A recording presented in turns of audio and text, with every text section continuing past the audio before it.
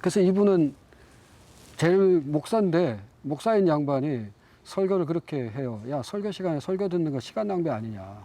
가자. 어디로? 이웃을 도우러. 청소하러 갔고요. 네. 이분에게 모든 게 그거였어요.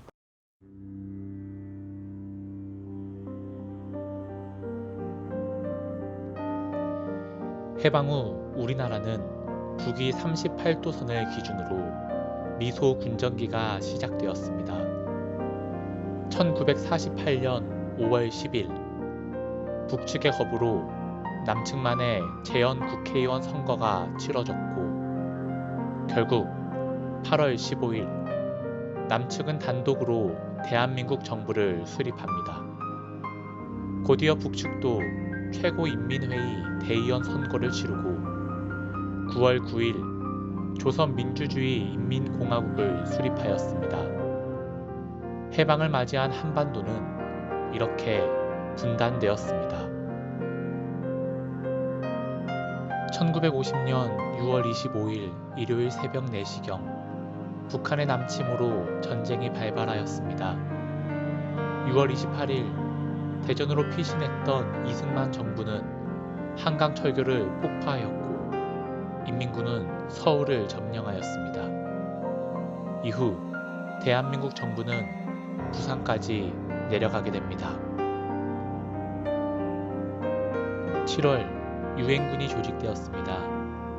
인천 상륙작전이 성공하며 유엔군과 국군은 서울을 탈환합니다. 이후 평양까지 점령하고 압록강까지 북진하였습니다. 그러나 곧 중공군이 참전했고 1951년 1월 4일엔 서울이 다시 인민군에게 점령당하였습니다. 3월 국군이 서울을 재탈환했고 7월 개성에서 정전회담이 시작되었습니다. 회담은 지지부진하게 이어졌고 이 사이 38도선 인근은 치열한 전투가 반복되었습니다. 결국 1953년 7월 27일 정전협정이 체결되었습니다. 한국전쟁은 핵을 제외한 세계의 최신 살상 무기들이 사용된 전쟁이었습니다. 군사상자 300에서 400만 명, 민간인 희생자 수백만 명, 이산가족 1000만 명, 수많은 전쟁 과부와 고아, 상위군인, 남북한 공업시설의 파괴. 한국전쟁은 한국 역사상 그 피해 규모에 있어 가장 비극적인 사건이며 현재까지도 한반도에 큰 영향을 끼치고 있습니다. 해방 직후 정부 수립 과정에서 남북의 교회 지도자들은 정치에 적극적으로 참여한 바 있습니다. 그리고 한국전쟁이 발발하자 한반도의 교회도 남과 북으로 나뉘어 전쟁을 지원합니다. 북조선교회는 전승기도회와 전쟁 물자 구입 등을 위한 헌납운동을 전개했으며 남한교회는 대한기독교 구국회를 결성해 선무, 구호, 방송, 그리고 기독청년지원병을 모집하여 전장으로 보냈습니다. 남북의 교회는 상대를 악으로 자신을 선으로 보며 전쟁을 정당화하였습니다. 북조선교회는 한국전쟁을 미제국주의 악마와의 전쟁으로 보았으며 남한교회는 한국전쟁을 세계 민주주의 자유국가들과 공산 독재 국가들의 전쟁, 민주주의를 위한 전쟁으로 보았습니다. 세계교회 역시 별반 다르지 않았습니다. WCC 회원교회 내에서도 미국교회 등은 남한에, 중공교회와 동유럽 교회들은 북조선에 각자 구호물품, 의료진 등을 보내어 전쟁을 도왔습니다. 분단된 한반도처럼 교회 역시 분단되어 버렸습니다. 캄캄한 전쟁의 현실 속에서 총각칼로 상대를 죽이는 것 대신 총각칼에 맞아줄 수 있었던 기독교. 폭력을 변호하는 것 대신 폭력을 가슴 아파에 있던 교회. 상대와 나를 분리시키는 것 대신 손잡고 평화를 추구하던 기독교인. 그 불가능한 길을 추구하며 자신의 편과 이득을 내려놓은 그런 교회, 그런 그리스도인들을 찾아봅니다.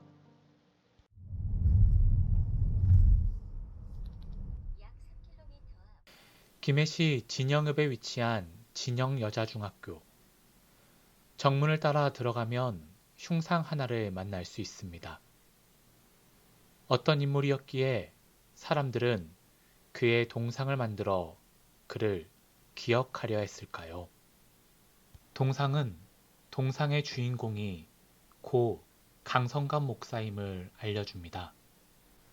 그는 1912년 경남 의령에서 태어나 한국전쟁 중이던 1950년 낙동 강변에서 경찰에게 총살당한 인물입니다.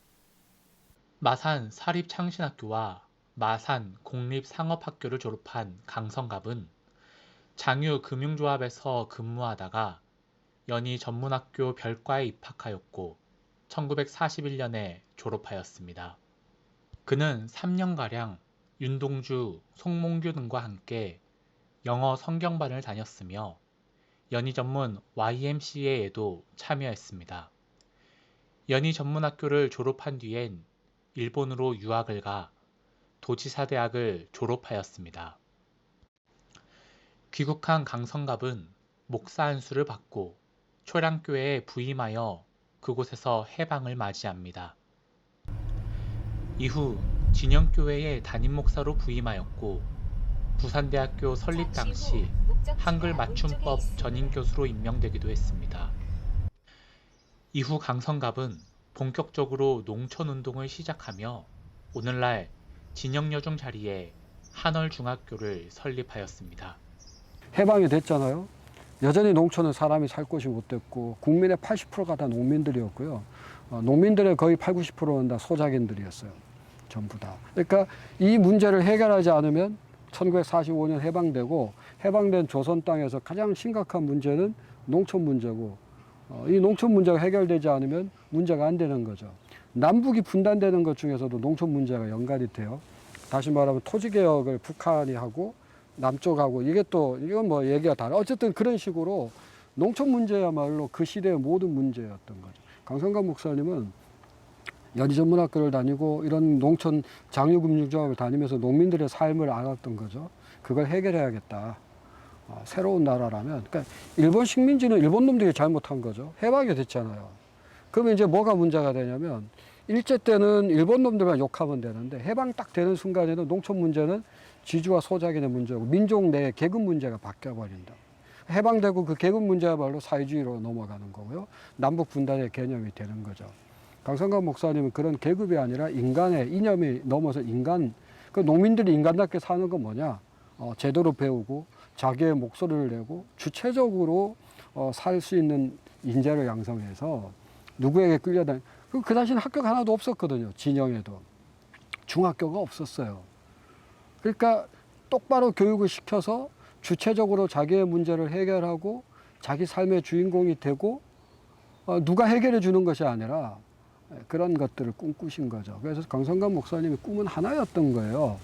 진영 지역에서 제대로 된 인재를 양성하고 제대로 어떤 공부를 해서 우리가 세상을 바꾸자. 어떤 세상이냐? 기독교인을 만드는 것이 아니라 예수의 사랑이 실천되는 세상을 만들자고 꿈을 꾸셨어요. 그래서 이분은 제일 목사인데 목사인 양반이 설교를 그렇게 해요. 야, 설교 시간에 설교 듣는 거 시간 낭비 아니냐. 가자. 어디로? 이웃을 도우러. 청소하러 갔고요. 네. 이분에게 모든 게 그거였어요. 한 번은 이런 일화도 있어요. 그 지역에서 이제 그 당시는 교장도 기관장에 속하니까 회의를 하는데 가로수를 심자. 그래서 뭘 심자 그러니까 강성감 목사님이 그랬다는 거죠. 감나무 심자. 원래 진영이 단감이 유명하기도 했죠. 그랬더니 한 사람이 그랬다는 거예요. 야, 그 감나무는 심어놓으면 익기도 전에 다 따먹을 텐데? 그랬더니 뭐라고 말씀하냐. 아니 따먹어도 배고픈 우리 민족, 우리 백성이, 우리나라, 우리 민족이 따먹는데 뭐가 아깝냐. 예, 이런 발상이셨어요. 그러니까 이번 학교를 세우는데 돈 한 푼도 없었어요. 돈이 한 푼도 없었고 기부금은 교회나 이웃들과 함께 했지. 그 당시에 많은 교회, 많은 기독교 교회나 많은 기독교 학교는 적산 재산을 빼먹은 거거든요. 미군정에게 일본 재산이죠. 저는 그 얘기를 할 수 있어요. 적산 재산이 일본 거냐? 아니죠. 우리 민족 거였어요. 일본이 뺏은 거지. 그걸 안 돌려주고 쉽게 말하면 교회가 자기 걸로 쓰고 자기 학교를 만든 거죠. 이분 적산 재산 빼먹을 수 있었죠. 미군정하고 가까웠기 때문에 그런 짓 안 하고 다 설득하고, 그래서 자기가 직접 벽돌을 쌓아서 건물을 짓고 땅은 저기 그 누굴 찾아가서 설득하고, 그러니까 맨 땅에 헤딩을 해서 학교를 세운 거예요. 남대문 교회 아시죠? 예, 거기 가면은 저기 맹의순이라는 분의 그게 나와요. 그 예, 맹의순 이분이 강성감 목사를 만나러 가다가 포로가 된 거예요. 맹의순이라는 분이 학생 시절에 강성감 목사님의 설교나 강연을 듣고 감동을 받은 거죠. 그래서 내려갔어요, 방학 때. 갔더니 교장이란 양반이 허름한 옷 입고 직접 흙벽도 꽂고 집을 짓고 학생들에게 가르치는데, 야, 이게 진짜구나 하는 생각을 한 거예요. 한 두 달 가 있었어요. 맨날 가서 애들도 가르치면서 흙벽들 짓고 집 쌓고 뭐 이러고, 그리고 이제 서울에 올라왔다가 한국전쟁 나니까 맹의순 선생이 이교죠. 지금 문교부 장관도 했던 양반인데 같이 이제 피난을 가면서 어디로 갈 거냐 했더니 맹의순이라는 분이 나는 강성감 목사님께 가겠다. 그러다가 이제 포로가 된 거예요.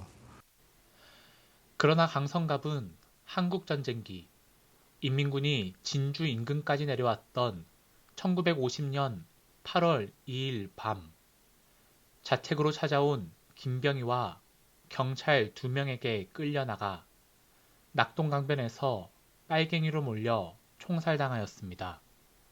그러니까 그 당시에 모든 청년 학생들은 강성갑이라 그러면 다 알았어요. 모르면 이상한 거죠, 다. 근데 우리가 잊혀진 거지. 그러니까 그 잊혀진 이유가 그게 사라진 거예요. 사라진 거죠. 그러니까 이 얘기를 하고 싶은 거죠. 강성갑 목사님은 정확하게 말하면 본인의 한 일 때문에 어떤 세력 다툼에 빨갱이, 그러니까 그분이 있으면 지역 유지들이 지들 마음대로 못 하잖아요. 외부 사람이 와서 불과 2, 3년 일을 했는데 다들 그냥 강성갑 그러고 있으니까 뭐 경남 도지사도 오고 뭐 다 와서 그러고, 그 지역에서는 용납을 못 한 거죠. 죽였고, 죽이니까 빨갱이 아니라고 재판까지 끝났는데 이제 그러나니까 이제 54년에 동상 추모 제막식이 있어. 거기는 한태영 부통령도 나오고, 그 다음에 이제 이상용 경남도지사도 거기 가고요. 해군 군악대도 와서 같이 활동을. 그러니까 다 끝난 거예요.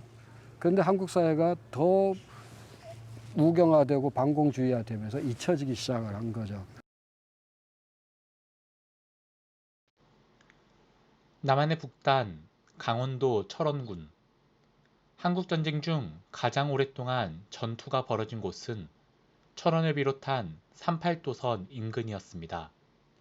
철원은 해방 직후엔 소련 군정이 들어서 있었으며 한국전쟁을 겪은 뒤엔 남한에 속하게 되었습니다. 이러한 철원의 상황을 대표하는 것이 김일성으로부터 건설이 시작되어 이승만으로 인해 완공이 된 승일교입니다.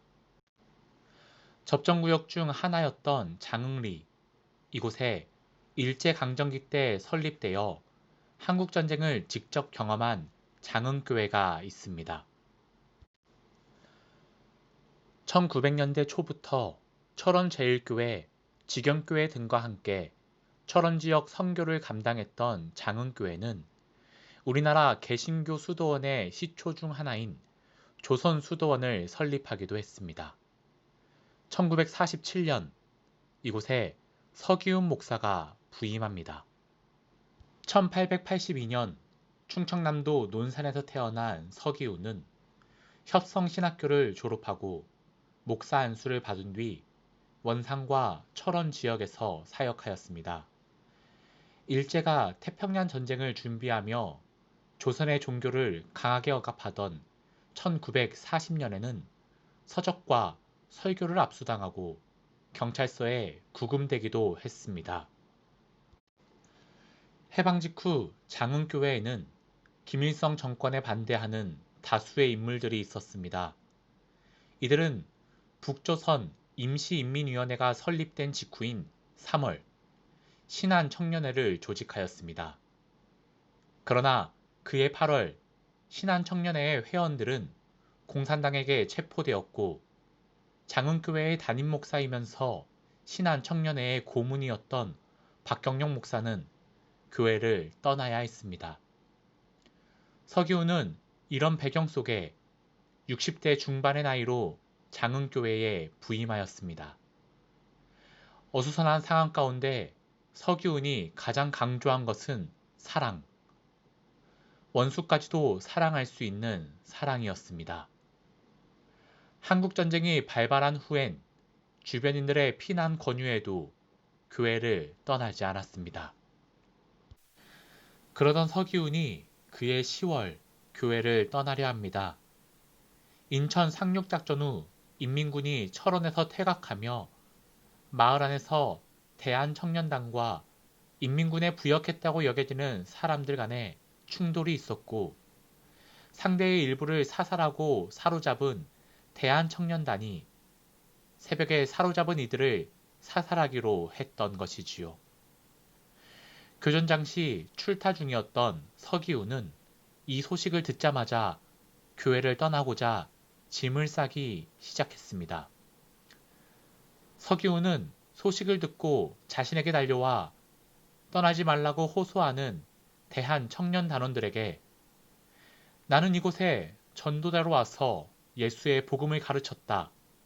나는 예수의 사랑을 가르쳤지 원수를 만들고 사람을 죽이라고 가르친 적이 없다. 그러니 나는 가야겠다고 말합니다. 이에 단원들은 부끄러움을 느끼고 잡은 이들을 풀어주게 됩니다. 앞선 사건이 일어난 지 얼마 되지 않아 한국전쟁에 중공군이 참전했고 이번에는 서기훈도 마을 사람들과 함께 피난길에 오르게 되었습니다. 그러나 냉정리에 다다랐을 무렵 아직 피난을 떠나지 못한 마을 사람들이 있다는 사실을 알게 된 서기훈은 다시 장흥리로 돌아갑니다.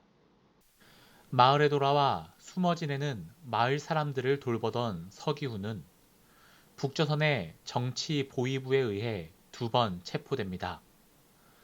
첫 번째 체포 당시 서기훈은 대한청년단원의 이름을 대라는 정치 보위부의 요구에 응하지 않았습니다. 마을 사람들은 내무서장 등을 찾아가 서기훈이 일전에 대한청년단원들로부터 생명을 살린 일을 말하며 서기훈을 변호하였습니다. 두 번째 체포는 12월 31일 자정에 이루어졌는데 그것이 사람들이 기억하는 서기훈의 마지막 모습이었습니다. 서기훈은 1951년 1월 8일 암소고개에서 총살당한 것으로 전해지고 있습니다. 서기훈의 아내와 청년 몇은 서기훈을 찾기 위해 수킬로미터 떨어진 이평리 등까지 헤매었으나 군데군데 보이는 시신들 가운데 서기훈을 찾진 못했습니다. 서기훈을 기념하는 비석에는 정치보위부의 2번째 체포 며칠 전 그가 남긴 마지막 말이 기록되어 있습니다. 죽을 때를 당해서 죽는 것은 죽음이 아니오. 살면서 생명을 구하는 것은 생이 아니다. 예수의 사랑이라는 자신의 신념 때문에 대한청년단의 폭력에도 인민군의 폭력에도 동참할 수 없었던 서기훈은 그의 마지막을 알고 있었던 것일까요? 비석의 다른 한 면에는 그의 삶을 드러내는 성경 구절이 적혀 있습니다. 밀이 땅에 떨어져 죽지 아니하면 한 알 그대로 있고 죽으면 많은 열매를 맺느니라. 그리고 여기 강성갑의 한월중학교 설립 취지문도 같은 말씀으로 시작합니다. 이것은 예수의 말이다. 자기만을 위하는 자기 본위의 사상과 행동은 그 민족이나 국가를 멸망으로 이끌고 가고야 만다. 오늘 조선은 조국을 위하여 자기의 이익을 포기하고 하나의 미랄이 되어 그 몸과 생명을 바쳐 희생의 제물이 되려는 임무를 요구한다. 국가는 물론 교회까지 분단되어 버린 한반도. 아군과 적군을 구분하여 상대를 공격하고 자신의 이익을 위해 민간인까지 죽음으로 내몰았던 한국전쟁.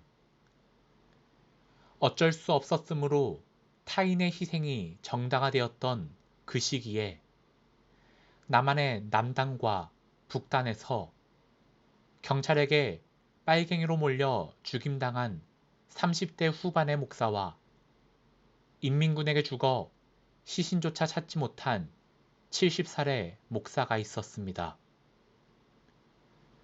자신의 이익을 포기하고 죽음의 길을 걸어 미랄이 된 2명의 목사.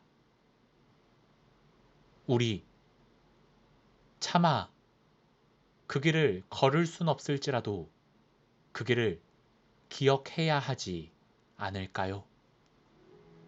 돌아가시면서 한 기도가 이제 남아 있는 거죠. 이렇게 말씀을 하셨다고 그러죠. 하나님, 저들은 저들이 하는 게 뭔지 잘 모릅니다. 저들의 죄를 용서해 주시고 우리나라 잘 되게 해 주시고 하늘중학교를 지켜달라. 사실은 돌아가시면서 예수님이 하신 기도죠.